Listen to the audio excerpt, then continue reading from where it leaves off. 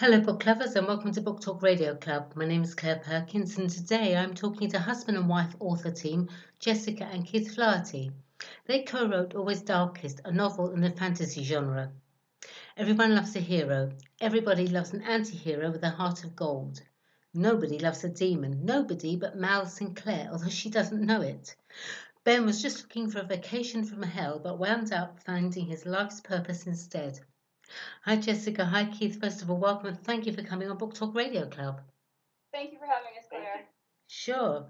So, Jessica, give Book Talk Radio Club's listeners a short synopsis of your book. Well, you just covered it beautifully, but what Always Darkest really is the beginning of the story of Ben figuring out his life's purpose and all of us meeting him and Mal and the various players in a prophecy that figures prominently in both their lives. Right. Keith, I see from the description of Always Darkest on Amazon that you asked yourselves, what if the good guy was a demon? Well, that's a twist. Normally the demons are the bad guys. Tell me about that. Okay, well, I have a fair amount of interest in mythology, the occult. Not as a believer, but just as somebody who really loves a good story. Right. And it just so happened I was looking through some text from a book called The Lesser Key of Solomon. Right. And it describes various lower beings, and I came upon Ronovan, or Ben. And I was reading the description of this demon, and I'm like, this sounds like a fairly interesting fellow right here. I mean, anybody's supposed to be afraid of demons, but a fairly good-natured, silver-tongued demon whose primary interest is expanding the knowledge of humanity. And I'm like, hey, he sounds like somebody I could have a fight with, and so it kind of started from there. Is like, if I was surprised about kind of reading some backstory on this figure, could we make an interesting story out of it where we turn that typical hero's tale kind of on its head, but at the same time staying really true to that hero's arc? Right. And I really feel that we've accomplished that with our story. We've made a good start of it anyway. Yeah. I think there's a bit of a demon and there's a bit of an angel in all of us. It's what we choose to live in. The light or the dark. I don't think there's such polar opposites. He's a demon, or she's an angel, or vice versa. There's a little bit of that in all of us, isn't there? Absolutely. I think we take a look at that from multiple perspectives, although primarily through Ben and Mal in the story. Mal Sinclair falls in love with Ben, who is taking a vacation from hell. I love that. Jessica, what kind of person is Mal? Give me a description of the character of this woman who's dating a demon and doesn't know it. Well, I mean, Mal's quite young. She's just finishing up high school. She's 18. Right. Very driven young woman, very bright. She wants to be a doctor, and she has since she was a small child. And she finds out some very unusual things about herself in the course of the story, which lead her to looking more closely at the other people in her life. Right. And she's just this very confident, not idealized young woman by any stretch of the imagination. She's got a bit of a temper, and she can be a little bit rigid because she's very scientifically minded. But just an altogether good-hearted young person who wants the world to be a better place and who wants to see the best in everybody, and she certainly does that with Ben. Maybe she did. She wants to see the best in him so much she doesn't realize he is a demon. Yeah, no, he's rather embarrassed when he gets around to telling her to.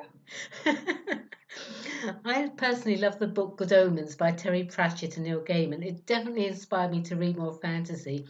Is there one particular book or author that inspired you to write Always Darkest, Keith? I'm not sure if there was a specific book or author as much as growing up, and as I like to tell the joke, and I was one of the cool kids in high school. I played Dungeons and Dragons, which is I think a thoroughly, if you're not aware of the subtle self put down there, it was the Nerds game when I was growing up. Okay. And so it's very much high fantasy, gods and monsters and demons, and you basically if I was running a game, if I was the one kind of building the story for other players to play in, I always liked the unexpected, the twist, or so that really kind of informed me wanting to write this story, and that is a really diverse group of writers, and that worked for TSR, which was the company, the publishing company that published the game and the accompanying novels and fantasy collections. Right. So actually, if I had to say, maybe the Dragonlance saga from TSR was probably one of my bigger influences. And what about you, Jessica? I was a very young reader, and my father was a fan of fantasy, and he was the one who taught me to read. So the first books I was ever handed were fantasy. Right. And I was very, very shy and socially awkward, so books were my friend. And the very earliest people who I ever wanted to be like, I didn't want to be like my few close friends, older brothers and sisters. I wanted to be like these characters in the books that I was reading, like The Hobbit or The Wrinkle in Time. And then as I got older, I also dabbled a fair amount in reading horror and started doing some writing, and found that when I could blend fantasy and horror together was when I was the happiest. Right. So that definitely influenced my part in Always Darkest. They say in the movie business, never work with kids or animals. Would you also add never write a book with your spouse? Not in a million years. I love it. And I would have to say that when our first Q&A we ever had, I found it kind of remarkable, people like standing up asking us that question and then saying, always at the end of it saying, I could never do it with my spouse. And I think to myself, it's like, well, maybe you have some work to do. We have a good process together. We complement each other. Not that we never have a creative difference, but we have a good relationship. We can usually work those out. It usually turns out that we don't end up going in the direction either of us was talking about going, but through our conversation, we find a much better path. Because we're able to kind of pluck the better parts of each other's ideas, and through that kind of instant peer review. Yeah, and we're very aware of each other's strengths and weaknesses and of our own, and I think we're able to talk about that together very fluently, which not only is great for the book and the creative work, but is good for our marriage. Absolutely. So how did the writing process go? Did you each write a chapter? Did you brainstorm and then both write parts of a chapter? How did it work for you? Well, I will, in our writing process, it usually, typically would start with me doing an outline or writing kind of themes and ideas down. Like I will sketch out a chapter. It is, has some basic dialogue, some more basic themes, but it would be certainly nothing I would slap a cover on and try to sell to anyone. From there, and usually before I go and sketch it out, Jess and I will sit and we'll talk about where the story's going and what we need to do and what we're looking for. Yeah. So I have a jumping off point. Right. From there, Jess takes that kind of rough work and really works her narrative magic. She's really strong with writing dialogue, and there's a couple, not so much in book one, but in future work, some nightmare segments that I thought they were creepy when I got done with them, and like a hair stood up on the back of my neck when Jess had gotten done with them. So yeah, it's basically. Well, it's a lot like Dungeons and Dragons, and he mentioned that he played, but I was also a player, although we never met in high school, 20 miles apart from each other. But he would often be the dungeon master and create the story for people, and when I played, I was always the player, and my favorite part was that co-creative process with the other people playing and with the DM, wherein my skills as an actor and as a writer and as an improvisational sort of enthusiast, that I brought the story to life. And I think we kind of still do that, is we certainly talk about the story in advance, but he sort of sketches the arc of the story, and then my job is to put flesh on the bones and get the body talking. I think that's so interesting. I couldn't imagine writing either of my books. They're not fantasy, they're self-help and inspirational, but I couldn't imagine writing with anyone else, let alone my husband, who I absolutely adore. But I just couldn't do it. I think it's amazing. I think it's wonderful. I mean, we have a wonderful marriage, but we don't need to write together. You have a wonderful marriage, and you can write together. I think that's marvelous. In fact, it's one of, when anything else can be falling apart, if we can sit down and just do a little bit of writing together and then look at that final product together, it seems to sort of put everything else in our lives in perspective. Fantastic. So what type of reading audience is Always Darkest aimed at? A fantasy enthusiast, certainly. People who enjoy paranormal. I have some friends who are very big fans of Supernatural, didn't think they were going to like our book because it's we sort of take their bad guys and turn them into the good guys to a degree, and they wound up really liking it. Young people, for sure. Yeah, and honestly, if you like, just a good story, I don't. I mean, there's certainly genres I read more than others, but as a reader myself, I just like a good book. Give me, especially if you write a really, I guess, if you write a really good hook at the beginning, the Iliad is still to this day one of my favorite books, just from the opening. Right. Angry Man, this is my story. Yes. It's amazing. Yeah. So yeah, really, fantasy was our target demographic. Yeah. Really, and there's some elements of romance, although it's definitely not a romance. No, and there's elements of horror. I think the greatest compliment I've ever received was someone compared the narrative voice to Douglas Adams, and I wanted to go through the computer and kiss the reviewer. Because he's probably my favorite writer. So. I love books that I can escape into another world. I mean, especially, I mean, thank God I'm a very happy person, but for someone who's going through something, to read a book that can actually transport them to another world, that actually you feel, when you look up from the book, you think, oh, where am I? To me, that's the sign of a great book. Absolutely. That's the goal. That's always the goal when we sit down to write. Well, congratulations. You're receiving some 5-star reviews over on Amazon, including authors Jess and Keith have built a story and characters that will captivate and draw you in, and you'll find yourself turning the last page before you're ready to be done. But that's high praise indeed. What was the best moment for you, Jessica? The first sale or the first feedback, and why? I honestly think it was the first feedback.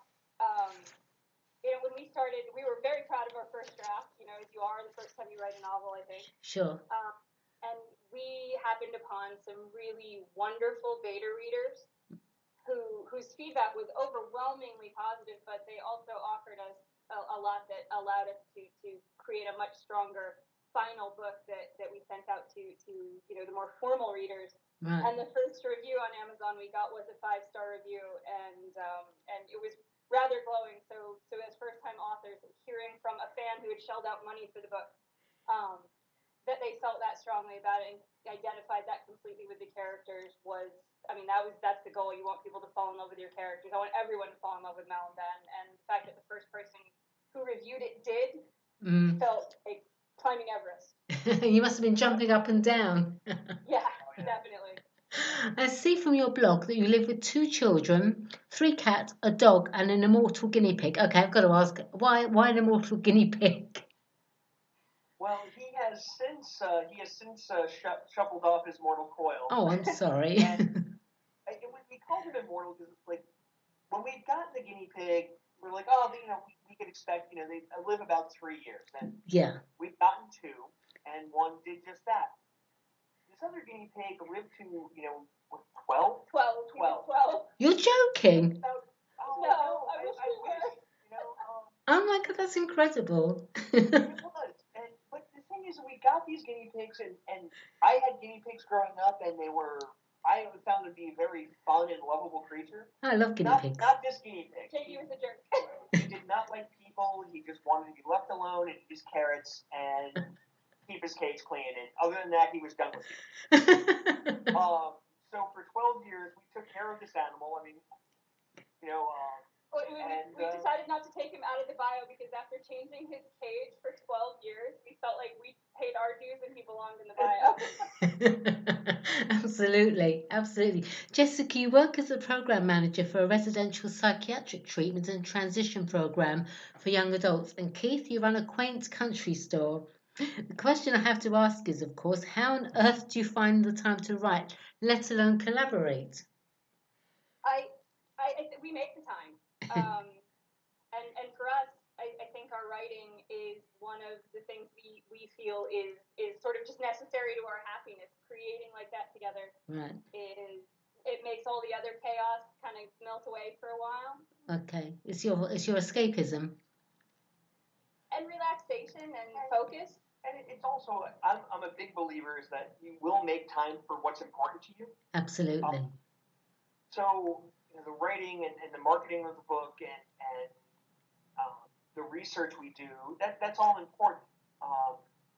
And so you find a way. I remember something that's always stuck with me, and I will attribute this to my wife. And it was a few years ago. I was managing a rest. It was just crazy, and I was just like, I was kind of complaining about how much I had to do. And Jess, I don't even know who was even necessarily conscious. And she's like, when I feel that way, I just try to remember that I have the same number of hours in the day as Helen Keller. And I'm like, oh wow, okay, you know what? Point taken. It's that stopped you in your tracks, didn't it? It did, and it was useful, because that has always stuck with me. Before I complain about having so much to do, I try to stop and realize that I really have the same amount of time as everyone else. Exactly. And what I get done will reflect my priorities. Is Always Darkest the first in a series or a standalone? It's the first in a series. I mean, you could certainly read it as a standalone novel and feel like you'd had a good story, I think. But we are currently at least 80% done with book 2. And there is a minimum of a third in the series. There's a specific story arc. You'll have seen Always Darkest, and book 2 is already titled Before the Dawn. Right. Book 3 is Fiat Lux, and will be the conclusion of the main arc of the story. And we have several satellite novels planned, and some short stories, a novella that we're working on. Yeah, the universe itself will be populated with a number of books that hasn't yet been determined. It will be equal to the amount of story we have to tell. Right. But yeah, Always Darkest is part of a trilogy.